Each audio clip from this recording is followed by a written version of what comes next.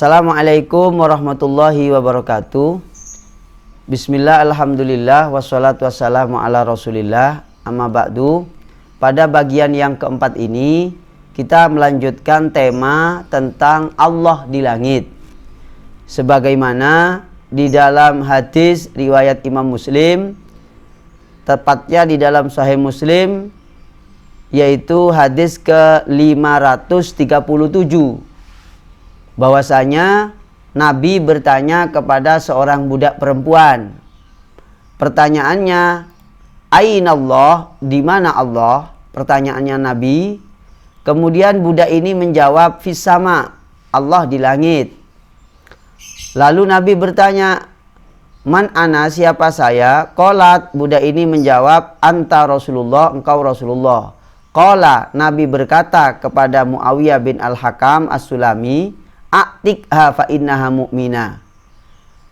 Merdekakanlah budak tersebut karena dia itu sesungguhnya budak perempuan yang beriman. Nah, dalam hadis ini Nabi secara tersirat memberi pemahaman bahwa Allah itu di langit. Lalu apakah maksudnya? Bagaimana bila misalnya kembali kepada konsep Muhammadiyah dan Nahdlatul Ulama ataupun literasi di dalam hazanah pesantren dan kitab kuning, maka sebagaimana pada part yang ke-1, kedua, bahwa Muhammadiyah dan juga di dalam literasi dan hazanah kitab kuning seperti kitab Daf'u Syubahit Tashbih dan lain-lain, itu mempunyai dua pendekatan, yaitu pendekatan tafwid dan takwil. Nah, kita merujuk kepada kitab Syarhun Nawawi, syarahnya Imam An-Nawawi, syarah Sahih Muslim, bahwasanya tepatnya di juz 5 halaman 24 mengurai hadis Ainallah, di mana Allah, lalu dinyatakan Allah di langit. Nah, menurut Imam An-Nawawi bahwasanya ada dua mazhab pemikiran sebagaimana yang diikuti oleh Muhammadiyah dan Nahdlatul Ulama atau hazanah pesantren tradisional, yaitu di kalangan NU. Bahwasanya Imam Nawawi mengatakan dua mazhab pemikiran itu, yang pertama yaitu tafwid, cukup mengimani teks Allah di langit itu diimani. Karena itu Rasulullah yang mengatakan, tanpa mendalami maknanya dan seraya meyakini bahwa tidak ada suatu apapun yang menyerupai Allah. Tidak ada yang menyerupai Allah. Meyakini sedemikian itu, mensucikan keyakinan kita akan wujudnya Allah, ya, mensucikan dari ciri-ciri sifat makhluk. Ya, mensucikan dari ciri-ciri sifat makhluk. Itu cara yang pertama, yaitu tafwid. Dalam istilahnya HPT ini, ya, atau yang cetakan baru ini, istilahnya adalah taslim. Tafwid dalam ini ya sama saja sebenarnya, ya. Atau yang kedua, mentakwil. Bagaimana caranya mentakwil? Nah, di sini dikatakan, faman qala bihadza qala kanal muradu imtihanaha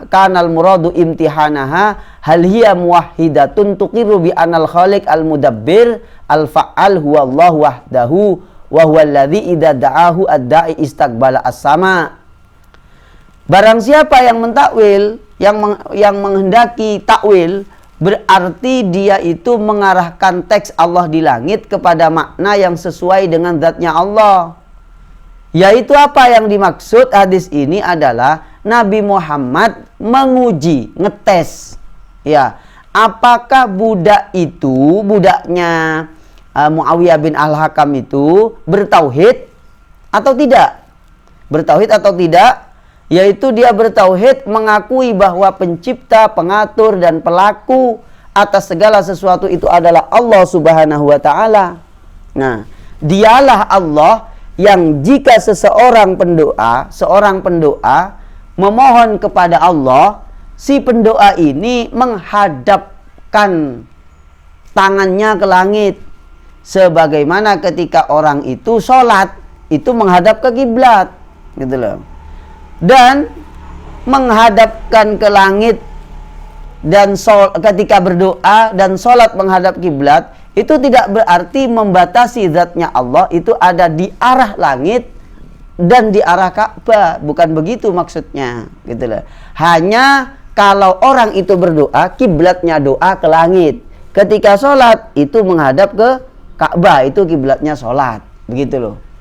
Nah, dengan demikian yang dimaksud takwil itu, takwilnya hadis ini, apakah Buddha ini bertauhid kepada Allah atau dia itu adalah orang yang menyembah berhala.